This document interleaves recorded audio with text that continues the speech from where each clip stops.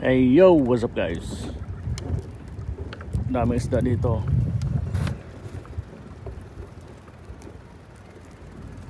Yes. Andito tayo guys sa dulo ng ponton or floating dock dito sa Station 1. Para makuha natin yung magandang view. Alright. Ito yung Diniwid area na. Diniwid Station 1. Yun guys, may bagong viewer pala tayo nagtatanong kung may mga hotel dito sa may after ng Willis Rock. Yun, maraming hotel yun doon. May mga video na tayo dyan. Pero try natin kung makaabot tayo maglakad-lakad doon. Ito yung tinatawag ko na Big 3 sa Elizalde property.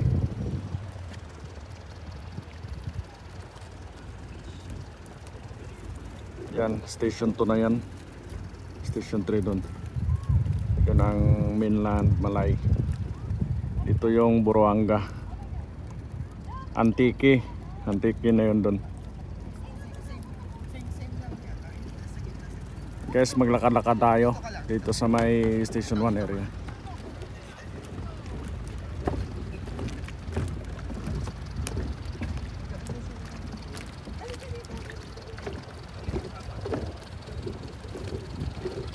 Maaga pa, wala pa masyadong papuntang water activities. 7:28 in the morning, December 11, 2023.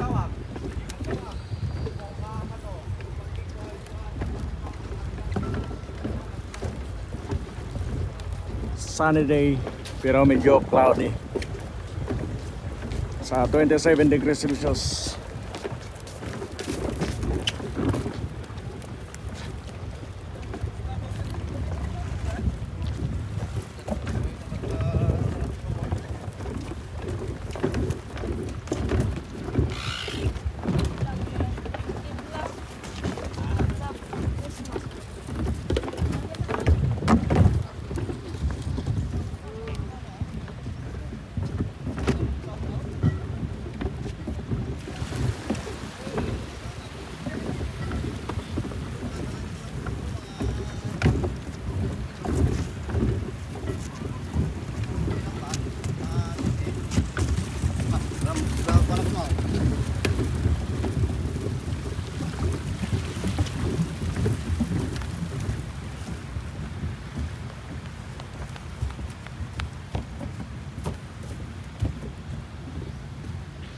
All right.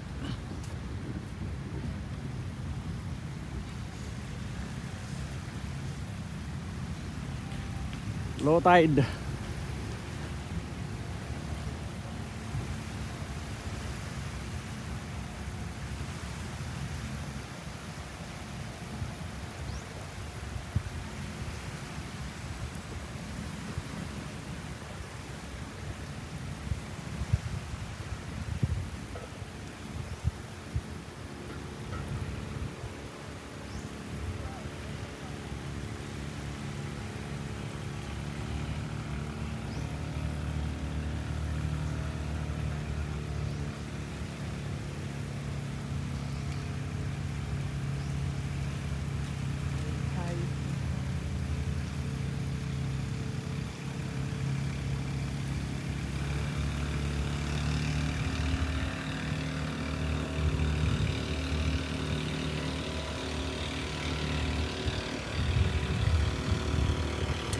Yan, pang ilan natin yan. Good for 8 packs. Medium size na boat.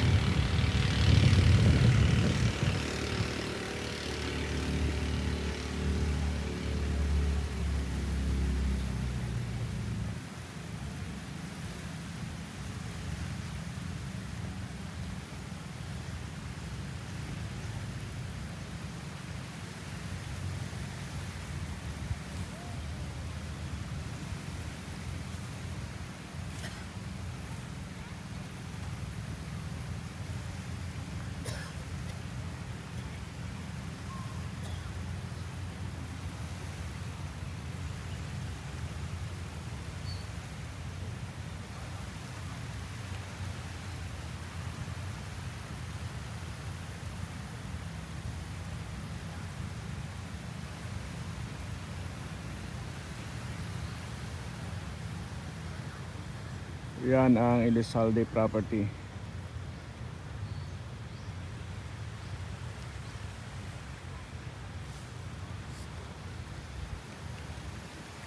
Private property.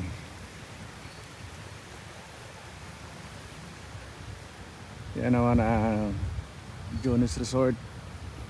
Ito, sa kanya din yung restaurant na yan. Mayas Restaurant, Jones Beach Resort. Sunod niya ay Diamond Water Edge Resort.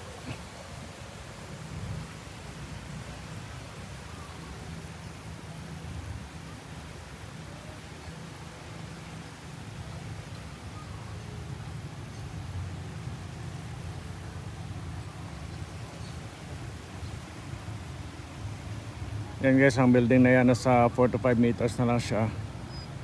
Tapos sa likod niyan ay main road na. Tapos dyan ka nakatira, no? Ang ganda ng rooms niya dyan, no? Overlooking sa beach.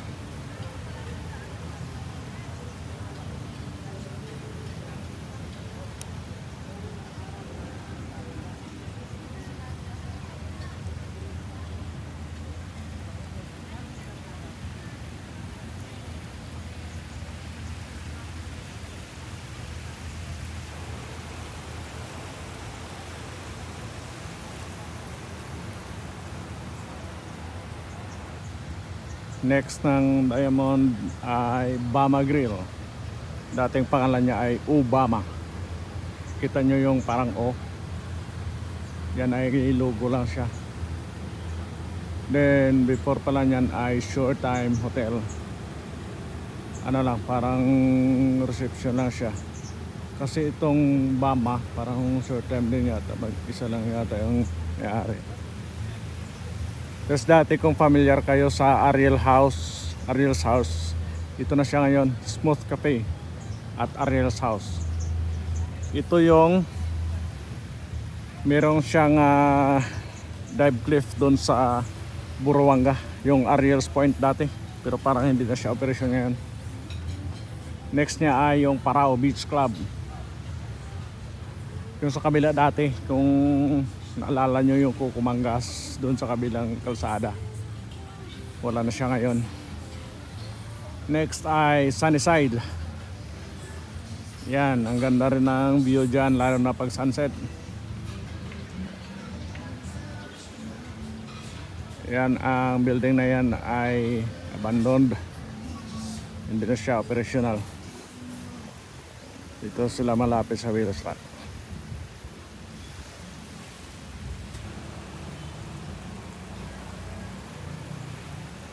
At saka yung mga building na yan during Boracay closure ay ito yung mga partially demolished.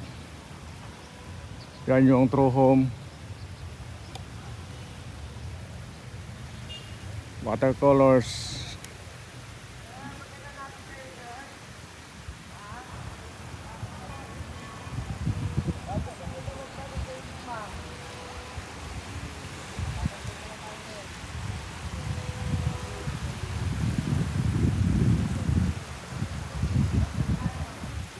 yan ang Willis Rock pag low tide. Pag malapad yung low tide, mga negative 0.4, labas lahat yan.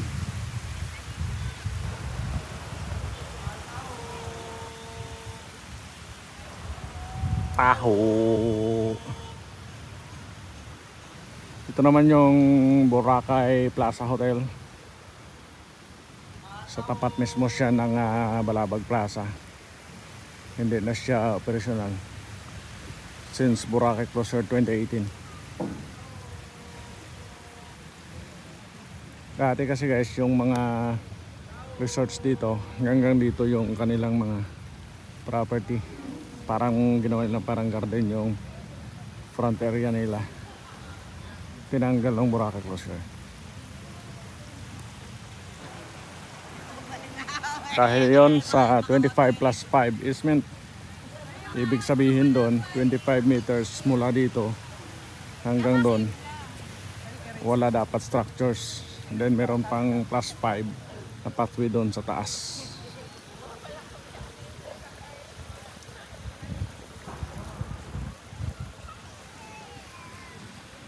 Ito naman siya yung dating Willis Place, naging Seaworthy boutique hotel na siya ngayon.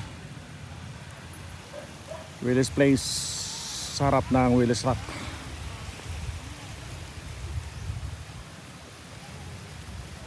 At saka dati ay mayroong Nigi-Nigi. Pero ang Nigi-Nigi na nandito dati, nandun na malapit sa La Carmela.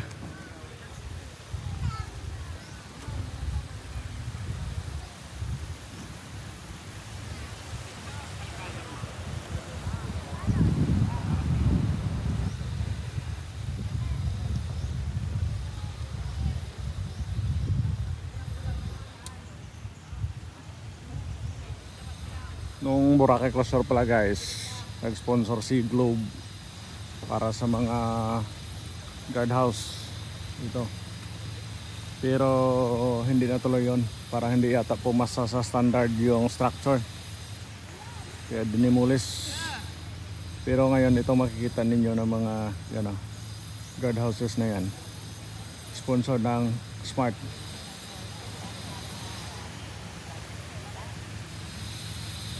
Pati sa Bulabog Beach merong mga ganyan. At dito ito yung Willis Rock kasi yan o. After nung Willis Rock, papuntang right doon sa may papunta sa Dinuid area. Ito yung unang hotel dito ay Estacio 1. Meron silang extension doon sa main road sa kabila. Pero yung likod ng Estacio 1 na yan, kalsada na ulit yan. So ito, maganda dito na area. Harap mo beachfront, harap mo ay beach. Ang likod mo ay kalsada na. So napaka-accessible niya.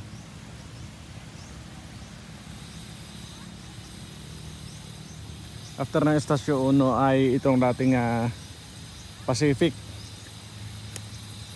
Yan o. Pero abandon na since Boracay closure 2018.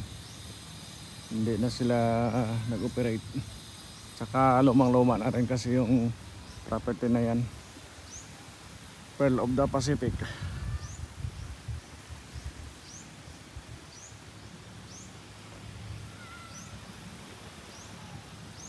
Nagiging daking area na lang siya ng mga fishing boats.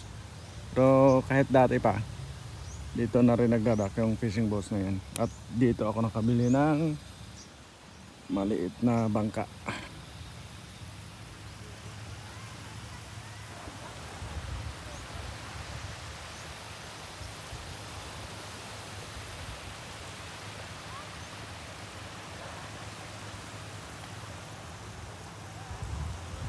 Yun naman yung mga bangka na yun, para yan sa mga island hopping. Pareho dun sa Station 3, mas marami doon na nakatambay. So dito after ng Pearl of the Pacific, may access road dyan papunta dyan sa main road. And then yan na yung Seawind Resort.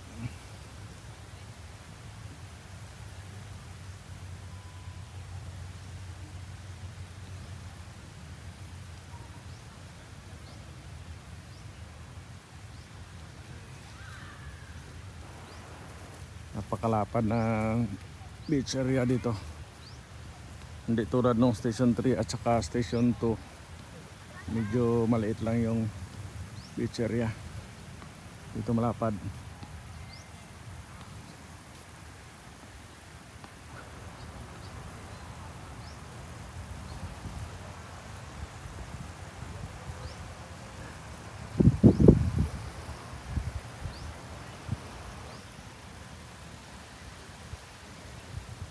Basa pa yung buhangin guys, kaya hindi pa siya ganun kaputi.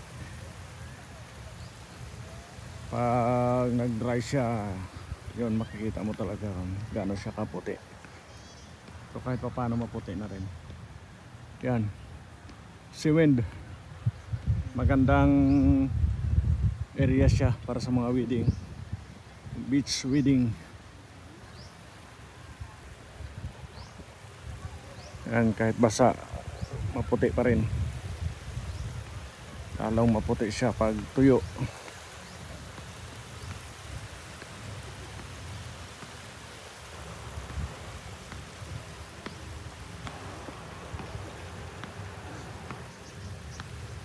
And guys, after nung Seawind, meron siyang vacant lot. Parang for sale yan or for rent. Then after nyan ay White House. So kung sa US merong White House, meron din dito White House Resort. After ng White House ay Sur. After ng Sur, Two Seasons. Isa lang yung may-ari niyan guys, magkakapatid or yan, ganun. Kasabay nung Seawind Resort. Then after nung Two Seasons ay Hinan Prime Beach Resort. Napakarami nilang rooms guys doon sa kabila ng kalsada. Meron silang beachfront, tapos meron pa doon sa kabila. After nung Hinan Prime ay ito yung Las Brisas.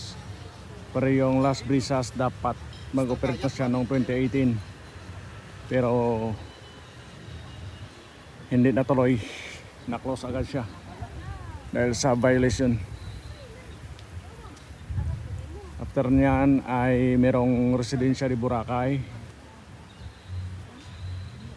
Tapos ng residensya ay Ambassador na.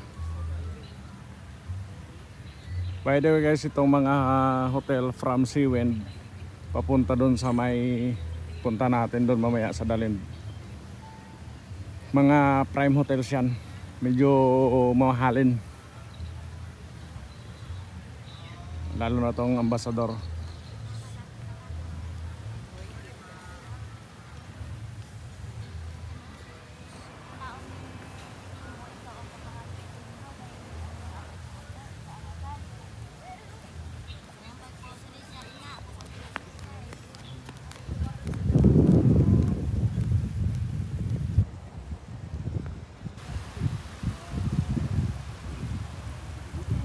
Then after ng Ambassador, ito yung Discovery Shores. Mamahalin din yan guys. So lahat ng mga resorts na nabanggit ko, kung interesado kayo, search nyo lang online sa mga booking.com, Traveloka or Agoda. Doon nyo malalaman yung mga price nila kasi hindi pare-pareho yung price dito. Depende yan sa season. Merong low season, high season, peak season. Ngayon ay nasa super peak season tayo. Hindi na kasi uso ngayon guys yung mga walk-in booking or mga inquiries walk-in. Kasi ang ginagawa ng mga travel agencies ay binibili nila yung rooms sa kung anong mga date. Kaya usually yung mga rooms dito ay sold out. Pero available pa siya online. And then ang maganda doon, pag hindi siya mabinta at saka malapit na yung date na yon, sinisale nila, may promo. Kaya magulat ka na lang bakit mas mura doon sa mga online booking. Ang rason doon ay rush sale na yung minsan pag hindi agad mabinta. Then after nitong Discovery Shores, andito yung Fridays. Pero ang Fridays ay closed. Hindi ko na sigurado kung kailan sila nag-close. Parang after pandemic yata nag-close sila. Hindi pa naka-open. Ayun oh, may bakod na. Then yung puti na building na yan, ito yung Dalind. Bago lang yung Dalind, mga 2017 yata nagbukas.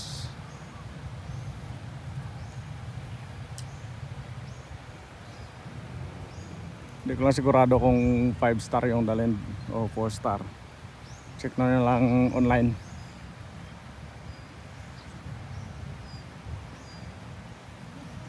Ang maganda dahil merong mga guardhouse sa beach front.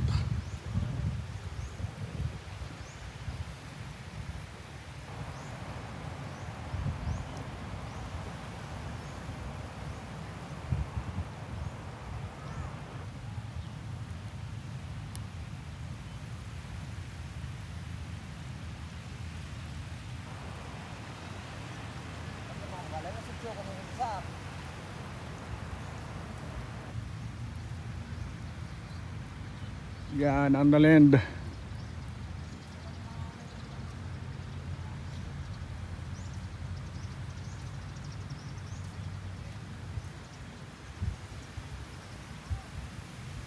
Then after nung the land, yung mga villas na yan, mga maliliit na villas, for rent din sila.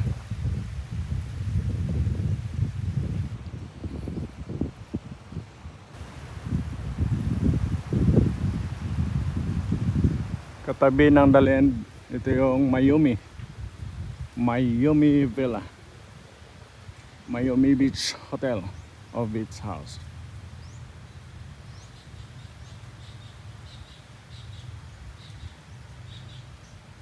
Yung isa, ay kalimutan ko to. Hasan yung signage nito?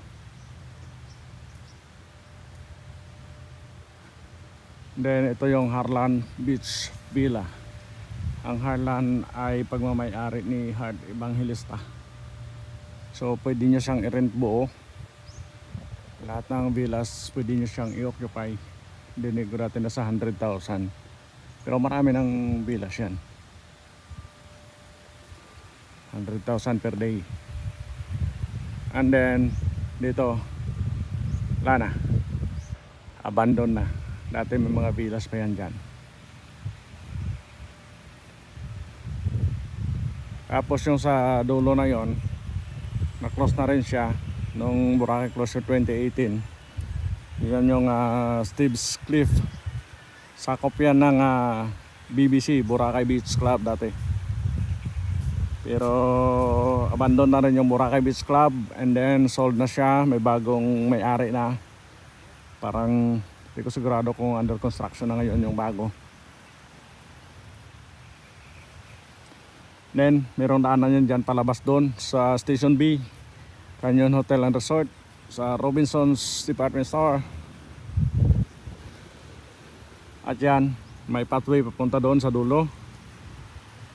Tapos may tunnel na maliit yun doon, or may daanan papunta doon. Dinuid Beach na yun doon. At hindi na tayo pupunta doon. Malayo na kasi.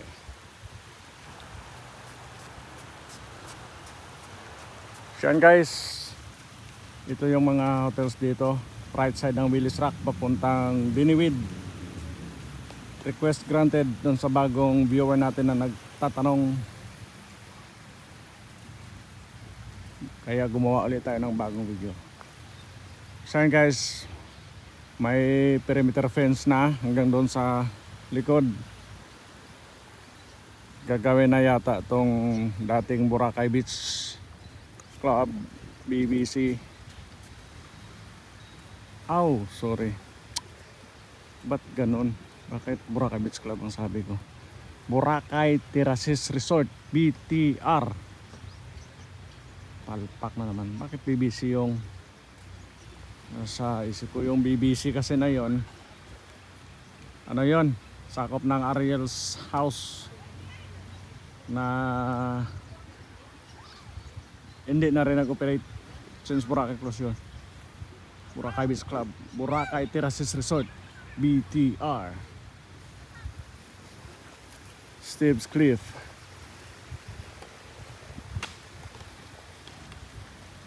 Yan o, naging Boracay Terraces Resort siya dahil yung building niya ay parang terraces. Yan, ganyan. Yan yung BTR. Yan. Yan ang view mula dito sa dulo ng Station 1. That's it for now guys. Thank you for watching and keep safe everyone. See you next time.